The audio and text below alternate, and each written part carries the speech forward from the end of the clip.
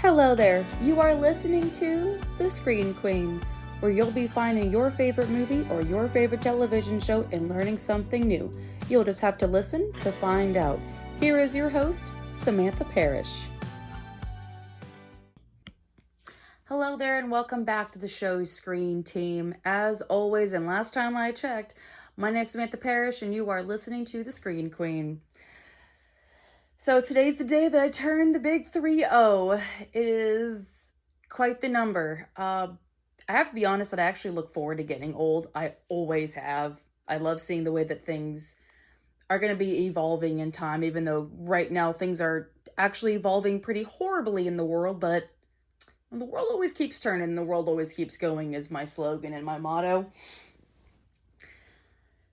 And for my 30th birthday, I wanted to make it a special episode, and I thought, there's a movie about a certain girl that happens to have a horrible birthday, and she makes a wish that she could be, older, and she gets her wish granted, and that sounded like a really good premise, but then I decided, no, I'm going to cover Ratatouille.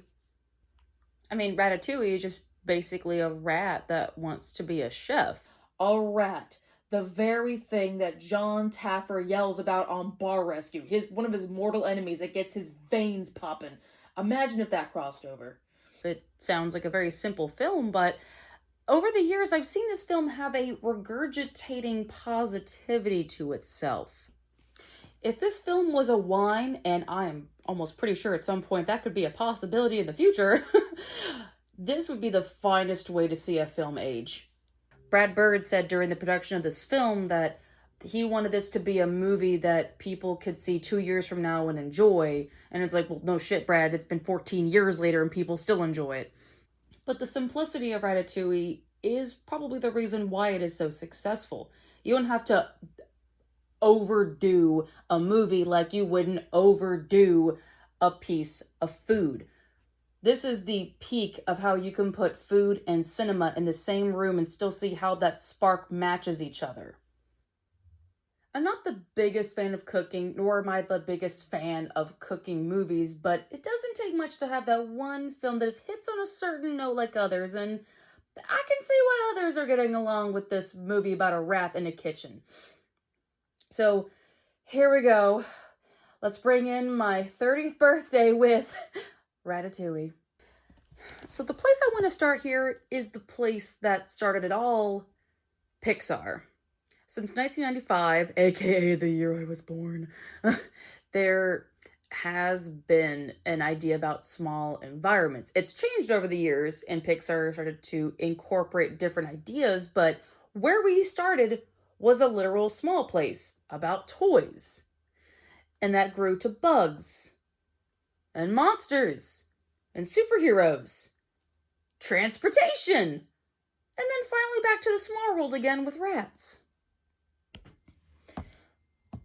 So Brad Bird is the director behind Ratatouille, but there's also two very important people behind the team for Ratatouille I wanted to highlight. So Brad Bird is the director, but the story was written by him, Jen Picava, and, I might botch this, Jim Capobianco. But Jen Picava is the one that originally had the idea to say, hey, what about a rat in the kitchen? And then Brad Bird was like, go on. And from then on, this was kind of Brad Bird's baby to raise. And he stayed with this baby the whole way through. There are behind-the-scenes footage of how Brad Bird just did not know when to quit because enough was never enough.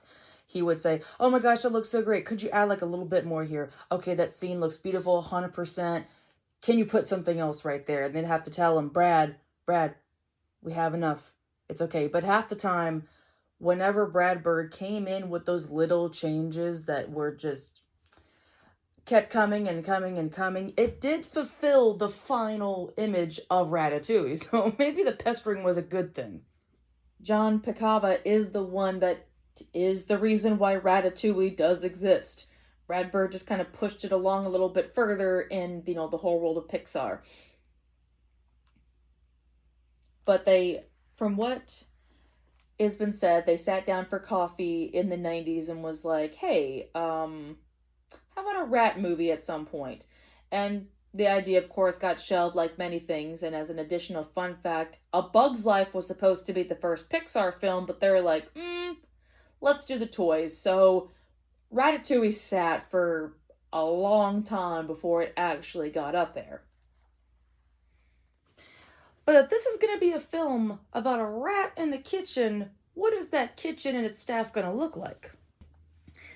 There's a segment called Fine Food and Film, which is a conversation between Brad Bird and a chef named Thomas Keller. Thomas Keller owns a restaurant called the French Laundry, and that is the restaurant that the Ratatouille team used to shadow for a long amount of time to know how are we going to depict the kitchen. Everything you see on Ratatouille is everything they learned from the French Laundry. Seeing the behind-the-scenes footage of what the team used to animate Ratatouille, if you put the animation and the behind-the-scenes together, it's a perfect parallel. It's literally one and the same. The Ratatouille team learned to a perfection by understanding the art and the desire of what goes into cook, because they also have the art and desire for film. So it helped each other out, making the depiction about what the food process looks like, but what the desire and the drive for food and what it looks like. The professionalism in the kitchen that always has to be top notch. You ain't gonna see no Skinners in that kitchen, that's for sure. So we have the creative team behind Ratatouille, we have the cook behind Ratatouille, but what are the voices behind Ratatouille? Because let me tell you, most of this cast is actually the crew, as I found out. Pixar has had a knack for getting a pitch perfect cast in almost every one of their films. But I feel like the cast also does shine in on its story that everyone can cook. Well, apparently anyone can act. Let's see here. Let's pull up this cast real quick and you can see kind of how there is a very different, vast placement of every one of these people. Like, they shouldn't be working together, but they look like they're working together. We have Brad Garrett, Lou Romano, Patton Oswalt, Ian Holm, Brian Dennehy, Peter Sohn, Peter O'Toole's, Will Arnett, James Remar, aka Harry Morgan from Dexter. Yeah, that's going to be weird having to look back at that film now and remember that. John Ratzenberger, because that's the Pixar law. You have to include him in everything. Funny thing, Lou Romano and Peter Sohn are the animators that had just happened to give a very good job and got to play the characters. And I would have never guessed in a million years that they were not trained actors and they were just the animators that just wanted to have fun getting in the acting booth. Lou Romano surprisingly has a lot of leeway out there. Not only has he worked for Disney and Pixar, but he's also helped develop a lot of shows for Cartoon Network like Powerpuff Girls and Samurai Jack. And on top of that, he actually did do another voice actor role previous to Ratatouille in another familiar project called The Incredibles, another Brad Bird film. He played the teacher that tried to out Dash for his superpowers. And he's the one that the principal goes to, like, come on, Bernie. And he goes, don't you Bernie me. He put his whole damn self in that don't you Bernie me. Finding out that Linguini is the teacher on top of being involved with my childhood projects, that was not on my 2025 bingo card, but here we are. And the other guy is Peter Sohn. Peter Sohn has mostly lived in just Pixar. Emil was also the very first time that Peter Sohn ever stepped into the recording booth. And since then, he's done a few things, actually. He was in Lightyear for a cameo voice. He was in The Good Dinosaur as a cameo voice. His last acting known credit was Gank from the Spider-Man Across the Universe. So these two guys have way too many ties in too many places, and I am okay with that. It's not exactly uncommon for animators to end up voicing their own characters because they wrote them. They might as well bring them to life. But in some cases, it really does become a very unexpected part to their career to know, wow, y'all are very talented. You can easily create characters and then become those characters. They got way too many way too many hats on and they wear them well. And this is not their first rodeo having a little bit of acting creds within the world of Pixar. Lou Romano, who plays Linguini, is famously in another Brad Bird project called The Incredibles, who had the small role of being Dash's teacher that finds out Dash is a superhero and tries to prove it, and then naturally they gaslight the teacher, and he's the one that says, "Don't you Bernie me?" Yeah. So know this, every time you're watching The Incredibles and you stumble upon that scene, you're seeing a pre-Linguini. And the other guy is Peter Sohn. Peter Sohn has mostly lived in just Pixar. There's been a lot of projects that he has been a part of just for the sake of getting them together. Let me see here. Has he done anything else before I venture forward? Emil was also the very first time that Peter Sohn ever stepped into the recording booth. And since then, he's done a few things, actually. He was in Lightyear for a cameo voice. He was in The Good Dinosaur as a cameo voice. His last acting on credit was, I might botch this, Gank from the Spider-Man Across the Universe. So these two guys have way too many ties in too many places, and I am okay with that. So to find out the sheriff from First Blood is Remy's dad was, I needed a minute after that. But this also isn't Brian Dennehy's first rodeo. It was actually his next rodeo, because the year before Ratatouille came out, he played Babe Ruth in the Christopher Reeve Make You Sob Your Eyes Out movie, Everyone's Hero. Since Brian Dennehy's passing in 2020, finding out that he was a father in Pixar, Brian Dennehy has played some of the most intimidating characters to ever grace the screens. From First Blood, Gorky Park, FX. Heck, I'll even throw Tommy Boy in there because even though that was a comedy, he was still fucking intimidating. But that was the power of his presence, is that no matter what he was in, just being on the screen or off the screen, that powerful presence still transferred over. But this is such a more normal role for him, even though he's literally playing a rat. He does play a character that does come around, and when he does admit that he's wrong, it's such a wonderful way to hear something warm and responsive than the usual things that he does. But it's not every day you can say that you have an actor that got defeated by Rambo, played Babe Ruth, and then played a rat dad. Like, that's some range. Well, I think maybe now it's a good time to talk about the star of the show. Well, unfortunately, Patton Oswalt. Patton Oswalt is a guy that you either tolerate or you hate. That is literally the only two ways to get into Patton Oswalt these days. I have to say, Patton Oswalt does do a good job playing Remy. I'm not into all the stuff that he does, and I have heard that he is actually accumulating quite the asshole status, to the fact that people who talk about him point blank say, oh yeah, he's an asshole. But Ratatouille has a special place that can actually be untouched by him and his controversies. There's no way to not hear Patton Oswalt as Ratatouille, and I couldn't imagine anyone else in that role. The way that his character comes together and works off everybody else to work with oddball people, and him being kind of an oddball person, it does complement the role. Now, as much as I wanted to get to all of the cast, I kind of have to cut myself some slack and just finish off with what is actually the main star of the show that outshines Ratatouille, Brad Garrett. Now, this is not Brad Garrett's first rodeo with Disney. Hell, he even auditioned for Christopher Robin just to say, I'm Eeyore, and he legit was back in the 90s. See, that's how far back his ties go. but in all the Disney roles that he's ever asked to be a part of, this is the best one in my opinion. For some strange reason, Brad Garrett's jokes hit on a much more hilarious level that it has no right to be this funny in a kid's movie.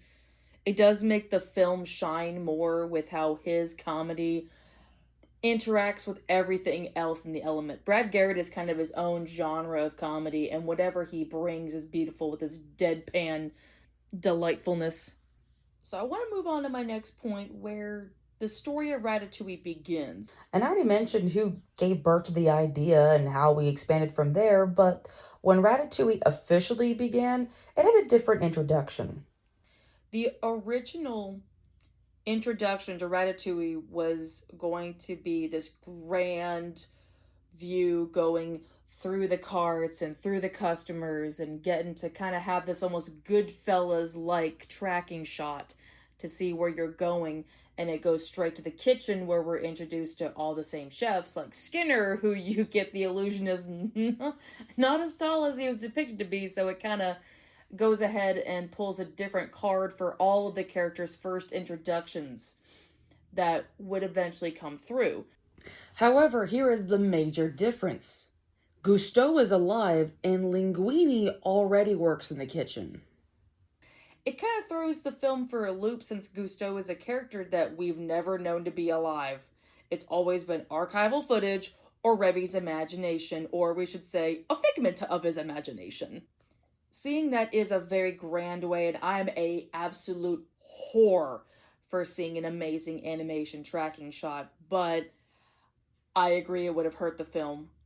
Brad Bird talked about this commentary about the deleted scene as to why they had to lose the tracking shot and the way that it introduced everybody. It just did not fit with the film. It fit and didn't fit at the same time. Having the introduction still have its simplicity, and that's what made Ratatouille so successful, was its simplicity. Having just Gusteau being seen through archival footage and then cutting to Anton Ego, where we haven't even seen our titular main character yet, but we know how these two important beings are going to play into Remy's story. Also gave more away for when the critic would come back in later on. There's a long time before we see literally the reason of the movie show up. Having that change was much needed, but I can definitely sense the pain of what it's like to lose something that it was about losing something cool. But another thing involved with the film that was lost is some more of the music. Michael Giacchino, who I pray to God I got that correctly, he did most of that. I call it rat numbers because the song sounds so small, like you could literally see a rat scurrying to the music. Very complimentative. And most of his music that he created for the original opening scene and some of the Chef Gusteau scenes were unfortunately remained to nothing more than just DVD extras. But they still existed, and I still wanted to mention them. But more of the deleted scenes actually shows how much Skinner's character has changed. So looking at Skinner all the way through in the way that Pixar's villains have a very unique stamp, Skinner is just a legal sellout villain. There are Disney villains that go for like money, power, or actual straight up murder, which, when Disney has the balls to do it, they do. But I like that Skinner exists as just an average villain. He does things that you would definitely hear someone doing in the culinary industry that would most likely sell out a name to do various forms of homemade meals that loses that desire and that artistic touch just to make money. I am all for a villain that doesn't really have anything icky about them if they're just so thirsty for power that it makes them a little bit stupid for what lengths that they stoop for. But Skinner is also one of the very few villains that doesn't exactly have a villain ending. There is nothing said about Skinner in the end. Near the end of Ratatouille, all that's said is that he and the health inspector were let go, and that's literally it. You never hear about Skinner under charges or whatever. They were like, nope, that's it. He's literally not that. He's not even worth any legal repercussions. Even though the deleted scene does still show that Skinner has ill intentions for Gusteau with the way he's practically gaslighting him, which that's icky to have to see, was the original concept for him, but it's still an icky thing that fits. He's still going to do whatever it takes to sell out Gusteau and make money off of his name with those products. But having it introduced where there were different cutout boards of Gusteau, instead of him saying, hey, how about you sell out and do this? Like, nah, like, it's a harder, bolder move that even in death, he's still trying to find a way to sell out Gusteau. That is a much better storyline than the original, where it practically gave away the entire plot within the beginning. However, there was another funny Skinner moment that does get lost in the sauce that I do have to talk about. Remy was actually written to be in Skinner's hat during the moment that he finds out that Skinner is trying to sell out Gusteau. And when he retaliates, he, naturally goes after Skinner, and Skinner immediately knows there's a rat in his hat. I didn't mean that to Dr. Seuss itself, but here we are. Anyway, having Skinner go absolutely ham on his hat is very much hilarious. There is such like a violence against rats. Everyone gets their weird weapon involved, and seeing Skinner take a knife and stab his hat is a flavor of funny that I do have to acknowledge. But going more in the character analysis, I want to put that spotlight back on Remy and Linguini, because their dynamic is one that has now become one of my favorite dynamics in cinema. The language barrier only goes one way, because Remy can understand Linguini, but Linguini definitely does not speak rat. But these two still found a way to communicate with each other in this situation. These are two characters that found their own way to communicate with each other. And this is a movie about a kitchen where you have to absolutely communicate, and you have two characters that don't even know what the other one's talking about through squeaks or words. But it's because their relationship is entirely built on honesty. Just flat out honesty. When these two characters have to face, they have no idea how they're going to pull this off, but then still find a way to pull this off just by going in this together. Like, all right, you're a rat and you understand me, and I appear to know how to cook. That sounds crazy. Let's do this. They went through one of the most far-fetched schemes to pull off, and it worked just because they were honest with each other, because of their actions. Remy showing back up after initially running away, not wanting to leave Linguini in a whole pile of bullshit that he accidentally created in the kitchen by being a rat. Linguini didn't deserve that. But Linguini also had an opportunity to be able to be in the kitchen, and Remy gave that to him and realized, hey, I wouldn't be here without you. Even after these characters go through a third act breakup, which is the thing I hate the most in films because sometimes they come off too cheaply, because these two characters have found a way to still communicate with each other and the actions that they do, it speaks a lot. Go from the very beginning of the film when Remy flat out abandons Linguini to make him deal with the bullshit that he caused in the kitchen, then realized, oh my god, he didn't deserve that. And it comes full circle when Remy shows back up in the kitchen, knowing full well that Linguini is going to save his butt. He stands there tall as he possibly can as a small rat, knowing Linguini was going to come and save his ass. So starting with Remy is a perfect little shit. I say he's a perfect little shit because clearly he's going to be going through a rude awakening, but because he has so much tenacity and so much drive, there's a willingness to put aside your own differences for the sake of what you want for your career. Remy's story really does feel fitting about what it's like to have to do what it takes to accomplish your own drive, even when people tell you you shouldn't even be bothering with whatever environment you want to go into. It takes so much tenacity and drive to have to constantly drown out the people that don't want you to do what you want to do. But also, Remy continues to go through frustration after frustration after frustration, because the reality is, when you want to pursue something, you have to be ready to tackle a problem left and right. I don't think I've ever seen a film cover what that tread looks like with the way that this Disney film did. It's got a lot of my praise.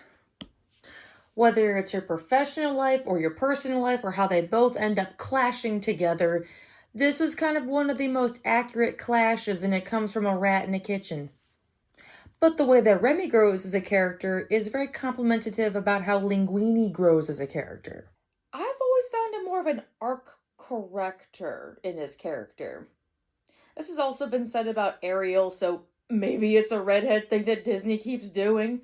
But the way that he amps up other people, and it does eventually lead to the way that he's such a friendly face that he'd be the perfect for the front of Gusteau's. But the way he brought up others as a good team player, he was able to figure out how to work with Remy, and he listened to Colette, which are basic things to do, but it's the way that he brings that back to amp everyone up and tell them how good they are. He tells Colette how much of a great chef he is and how much Remy wouldn't be, and how much he appreciates Remy for being the chef and not being afraid to have to say, a rat has been controlling me, because he wants the best for the restaurant. He believes in others. I love Linguini's role that he's not someone that prepares the food, but he still gets to be a part of the experience. The whole line in Ratatouille is, anyone can cook. Well, anyone can help cook. Anyone can be a part of the experience of cooking. There's no one left out. Everyone's relationships with food and their whole idea in the kitchen, it does have a good placement here. Whether it's like Remy and having someone that has tenacity to make food, or someone like Linguini that can't exactly make food but loves being a process of food, and then characters like Emile that have no idea what they're eating but it's edible. And I will say that's probably why Emile is the closest that I will ever be when it comes to someone with food. But that also does bring up a good point. I also like how Emile is an example about people that don't have that spark, and that's okay. There are some people that just genuinely like food and just want it to be edible, and that is okay with them. And also, I I have to admit that there has been a couple of times that I have eaten something that I have no idea what it was and just continued eating it, and when I saw Emile as a character, I went, oh god. I thought I was going to relate to a Disney princess, but no. I am Emile, and he is me. So I didn't have a proper segue for this, but it was a matter of time before we got to the main reason of the whole film, the saying, anyone can cook. And I've had a lot to think about how far that phrase goes. The pitch of this film being anyone can cook. A saying like that could come off shallow if there wasn't evidentiary support that this was more than just cooking. But what the best part is that anyone can find a role in the kitchen is what I took away from it. Linguini being the character that can only cook via Remy and doesn't really have that spark like he tried, even being the literal son of a chef, it just wasn't there. But there was still a place for him in the kitchen being a helper. And I immensely identified with that because I also do not have that much of a culinary taste in me. I just don't have it. That's why I related to Emile the most out of all the characters. I'm like, you give me food, I eat it. But I love being a helper in the kitchen. That is my most treasured role. You give me things to mix and I will do it. You give me things to take out and I will do it. I love being the second fiddle to someone who's making the food. It glorifies that position so much more that no one can feel that they can't do something in the kitchen. There's always something to do in the kitchen. Everyone has a strength in some area that complements them. But the thing I feel this strongly about is that even though Remy is the one that does fulfill Gusteau's thing, being a rat can cook, I felt Colette was the strongest example of that phrase. When Linguini is almost fired for cooking for trying to cover up Remy's stuff, and then his stuff inadvertently taking off because via Remy, Colette is the one that quickly says Gusteau's words back to Skinner before he's fired to say, hey, he made something that people really like. You cannot just take someone out that made something good. Like, that makes no sense. And it goes against Gusteau's message. Like I said, even though Remy is technically supposed to be the one that fits the bill of that line, Colette is the one that carries that in her profession and her personal life. I don't know much about the culinary industry, but I do know that if you're supposed to be actively in your profession, that the things you say and the things you do have to reflect on what you've learned. And oh boy, it looks like everything she's learned is still in effect to that day. But I also love the way that she teaches how to cook to make sure that anyone can cook. When Linguini is first getting into the kitchen, via Remy, Colette gives him a crash course and yells at him about everything, but then after a while, her voice eventually calms down and settles to see both the profession side where everything has to be accounted for, and then the love in the kitchen, getting to experience some of the food and getting to make some of the recipes and see how that goes out. It is a very hectic situation where all the food has to be ready at the same time, and it has to be done by one person, and it's got to be constantly going forward. But when the dust settles and the chaos isn't too chaotic-y, there is a beauty to food, and I love that beauty that she explains about food. Everybody has a role to play. Everyone finds their role and they find their place in the restaurant, proving even more anyone can cook, anyone can help out in the kitchen. Well, I think it's time to talk about the moment. And I feel if everyone has seen Ratatouille, they know damn well what I'm talking about. The critic scene.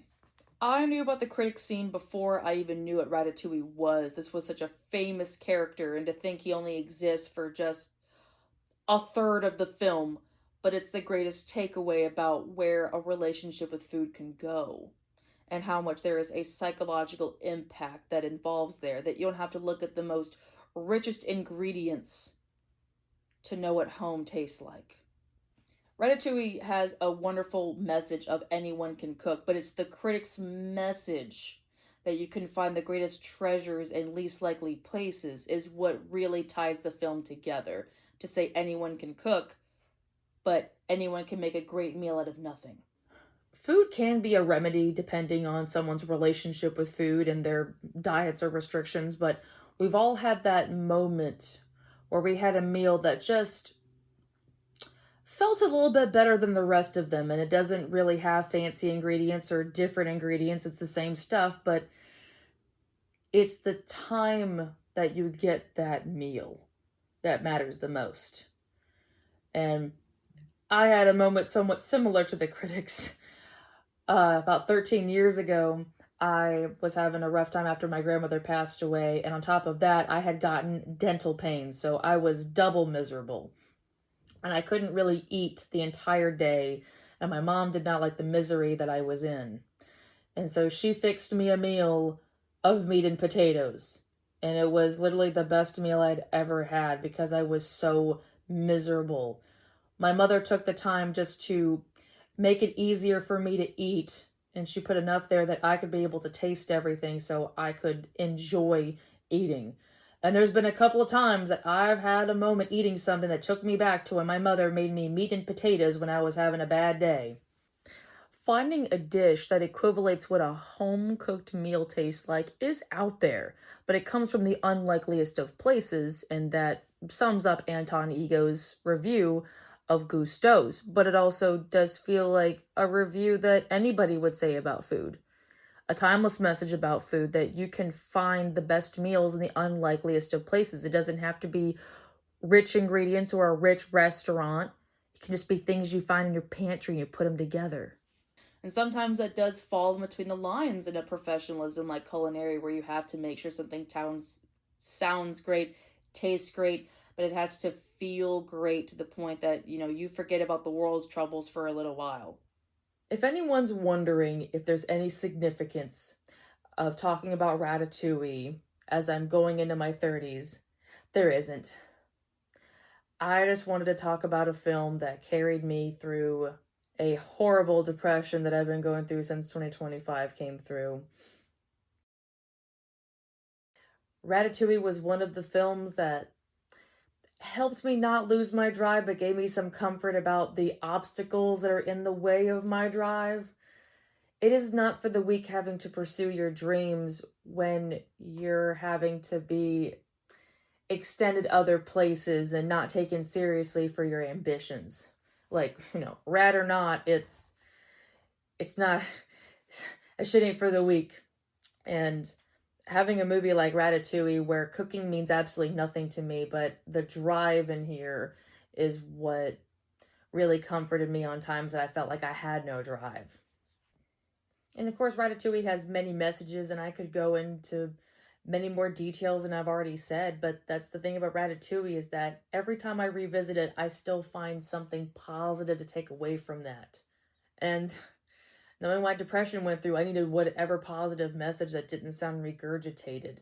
Brad Bird said that he wanted to make something that aged so well in 2 years, when after 14 years, it's made a message that finds a new way to be positive every single time.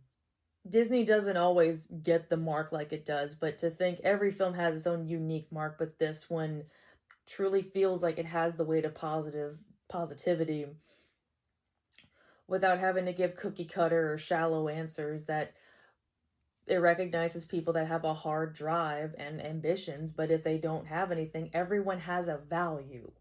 Anyone can cook, anyone has a value. It's kind of a nice takeaway, isn't it?